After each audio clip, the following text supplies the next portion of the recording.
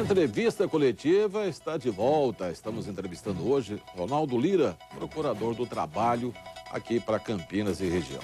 Mais uma pergunta para ele, feita pela nossa jornalista Gabriela Olmos. Gabi?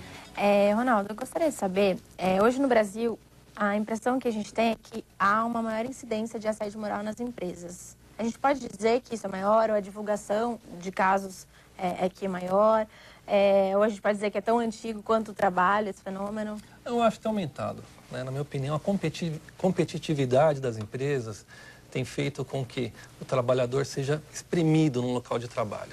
Então, hoje, o número de metas exigido do trabalhador é uma coisa desumana.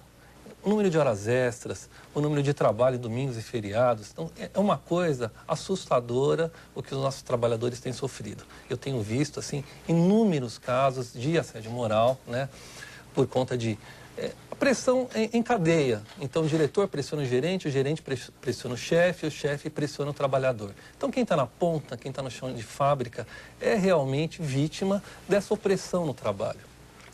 Procurador, deixa eu fazer uma pergunta, assim, não se ofenda. Tá. Do tipo, já peço desculpa antes. Estou ouvindo o senhor já há uns 20 minutos aqui e percebo o senhor favorável, graças a Deus, que eu sou trabalhador, aos trabalhadores. Nunca o senhor responsabiliza o trabalhador porque ele é mau, porque ele não produz nada, porque ele falta, porque ele troca de emprego. Sempre é o empregador que é o responsável. É considerado paternalista também a procuradoria ou não? De forma alguma, né? Porque o que acontece? O que chega para o Ministério Público, as denúncias que chegam, são situações graves. Quando nós falamos de trabalho escravo, trabalho infantil, exploração desumana do trabalhador, mortes, nós estamos lidando com situações graves. Aquele contrato de trabalho que todo mundo vai bem, que o patrão respeita o empregado, que há uma harmonia no local de trabalho, esse caso não chega no Ministério Público porque não tem necessidade. Então, nós lidamos com as irregularidades. E é por isso que eu tenho uma gama enorme de casos para contar. Por quê? São situações que nós atuamos no nosso dia a dia. Agora, evidentemente, eu tenho coisas boas para te contar também, né?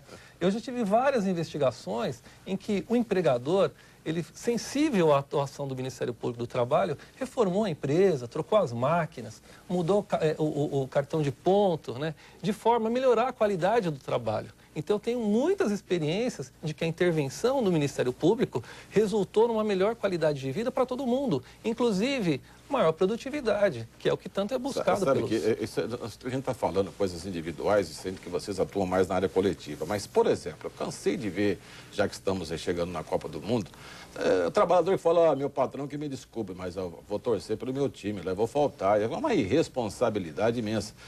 Facilitada também, ou até incentivada. Primeiro que o salário é pequeno e é muito igual. Segundo que está quase que um emprego total, né?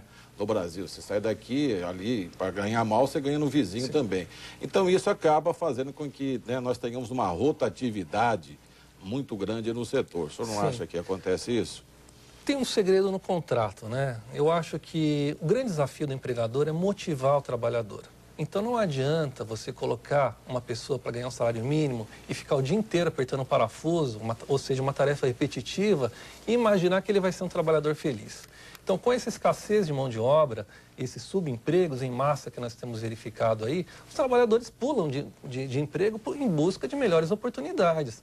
Agora, se você quiser ter um trabalhador para ficar lá 30 anos, você tem que motivá-lo, você tem que dar benefícios, você tem que conversar com o sindicato para ver de que forma melhor conciliar o trabalho desenvolvido com os direitos concedidos. Há uma troca, não pode ser uma via de uma mão única.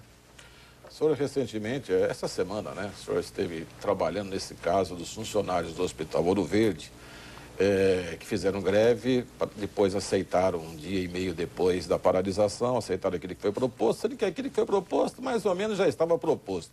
O senhor acha que quem presta serviço público deveria ter mais compromisso com o serviço público? Afinal de contas, funcionário de hospital, é que ele deva ser Marte, mas não tem que ter um pouco mais de compromisso, porque os funcionários públicos, não é o caso do Ouro Verde, mas os funcionários públicos, me parece para a sociedade, são aqueles que mais facilmente fazem greve. O senhor sente isso ou não? Eu acho que não. mas eu concordo com você que quem presta serviço público tem uma maior responsabilidade no movimento de greve. Não que a greve não seja muito importante, porque no caso do Ouro Verde, eu acho que assim, os problemas denunciados foram graves. Eu participei da mediação, as denúncias dos trabalhadores são atos de violência que eles sofrem naquele local.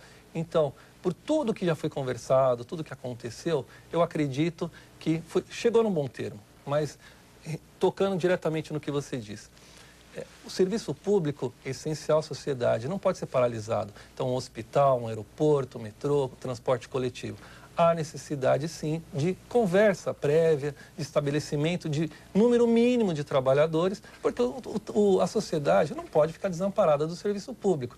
Mas também devemos conciliar isso com o direito de greve dos trabalhadores. Aliás, o senhor não falou aqui, porque não temos, mas tivemos pelo Brasil afora, Salvador, Manaus, polícia fazendo greve, meu Deus. Sim. O que é até proibido. Como é que o senhor vê isso? É a condição extrema desses trabalhadores, né? Então, muitas vezes nós verificamos o governo do estado oprimindo com baixos salários, com péssimas condições e dando uma arma para essa pessoa. E todos nós sabemos que a violência está arraigada no Brasil.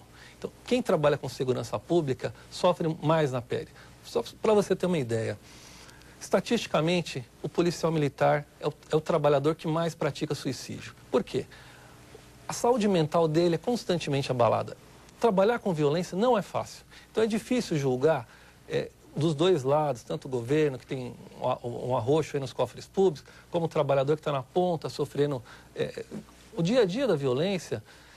Há necessidade de quê? Conversar. Eu acho que a mediação, a conversa é importante para que não chegamos no extremo. Eu sei que parar a polícia é uma coisa um tanto quanto chocante, mas em alguns momentos é o último grito desses policiais. Gabi? Bom, em relação às vítimas, as pessoas que sofrem do assédio moral, trabalho escravo, seja lá o que for, como que elas podem procurar o Ministério Público do Trabalho? O que elas devem fazer? Eles podem denunciar tanto no nosso site, como pessoalmente na nossa sede. Eles podem procurar o sindicato, através do sindicato, formular uma denúncia, né? Eles podem procurar também seus direitos através de um advogado particular no judiciário. Mas, via de regra, qualquer denúncia de assédio moral, qualquer denúncia de trabalho escravo, infantil, violações do meio ambiente, pode ser feita através do nosso site. Tá.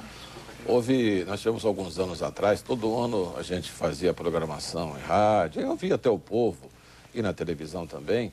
1º de maio, dia do trabalho, dia do trabalhador, não tem o que comemorar, né? Isso é coisa do passado, essa conversa aqui. O trabalhador não tem o que comemorar no dia do trabalhador. O senhor acha que esse ano ele teve o que comemorar e o quê? Olha, eu acho que 1º de maio é um dia de rememorar toda a história do direito do trabalho, né? Então, se nós fizéssemos uma comparação de 100 anos atrás, 50 anos atrás e hoje, eu digo para você, tem muito que comemorar. Mas, por outro lado, tem muito que ser refletido. Porque, apesar de nós termos uma legislação protetiva, nós temos violações graves no ambiente de trabalho. Então, eu acho que é um dia que não deveria ser um dia para ficar fazendo sorteio de carro, sorteio de brindes. Eu acho que seria um dia para conscientizar os trabalhadores, para ter uma conversa franca, uma conversa aberta, de planejamento do que nós vamos fazer daqui para frente, como vai ser o direito do trabalho daqui para frente. Isso é importante. Aliás, dizem que a legislação brasileira acaba fazendo com que fique muito caro qualquer produto feito aqui. Os nossos empregados teriam muitos direitos, né? O que o senhor acha isso? Bom, imagine que o senhor acha, mas eu gostaria que o senhor explicasse. Depende. Se nós formos comparar a mão de obra brasileira com a mão de obra americana, a mão de obra europeia, nós vamos ter um paradigma. Se nós formos comparar a mão de obra brasileira com a mão de obra indiana, a mão de obra chinesa, nós vamos ter outro paradigma. Não dá para comparar com os emergentes? Os emergentes, Rússia, Índia... África do Sul. Não, por exemplo, eu vou te dar um exemplo concreto. Nós tivemos um caso aqui na Bahia, né, uma fábrica de calçados, em que os trabalhadores reiteradamente sofriam mutilações, né? Com a atuação do sindicato, a atuação da justiça, a atuação do Ministério Público, o que aconteceu? Essa fábrica fechou as portas, foi para a Índia pagar $60 por mês. Não tenha dúvida. Com relação à Índia e à China, Vietnã e os asiáticos ali, não temos Vou te dar outro exemplo. comparação. Quanto ganha uma empregada doméstica no Brasil? Quanto ganha uma empregada doméstica nos Estados Unidos? Poucas pessoas têm empregadas domésticas nos Estados Unidos e na Europa. Então, na verdade, nós estamos mudando. Aqui no Brasil, nós tínhamos mão de obra farta e barata. Hoje, não mais, porque as pessoas estão se qualificando. Hoje, as pessoas têm um diploma. Então, quem tem um diploma não vai querer fazer uma tarefa na zona rural, a tarefa simples no fast food, no call center. Então, hoje, está tendo uma escassez de mão de obra. Então, é por isso que hoje o industriário, ele tem o quê? Automatizado a linha de produção, para substituir mão de obra. E mesmo assim, falta empregado em todos os segmentos hoje. A questão dos... Eu acho que dá para linkar com isso a questão dos estagiários, que muitas vezes as empresas... não sei, eu já escutei empresas que contratam um estagiário no lugar de um profissional formado por pagar menos, ter menos benefícios. O que a gente pode falar disso?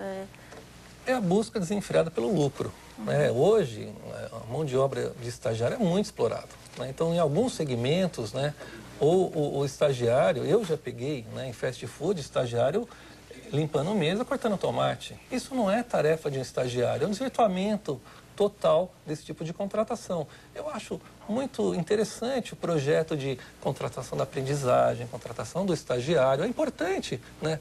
O problema é que muitas vezes, o que eu verifico, a exploração disso, o desvirtuamento, o estagiário tem que ter uma função complementar daquilo que ele está estudando e não colocar um estagiário na linha de produção, né? Eu tenho um caso concreto do aprendiz que perdeu a mão. Sabe? Um aprendiz colocado, um jovem com 17 anos, foi colocado numa linha de produção para ser mutilado.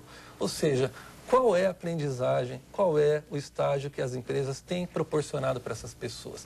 Eu não estou generalizando, tenho exemplos clássicos de... Eu fui estagiário também, nós tivemos exemplos muito bons nessa área, mas há um grande número de fraude nisso. Sim. Agora, doutor Ronaldo, a estrutura do Ministério do Trabalho que deveria fiscalizar é paupérrima. Sim.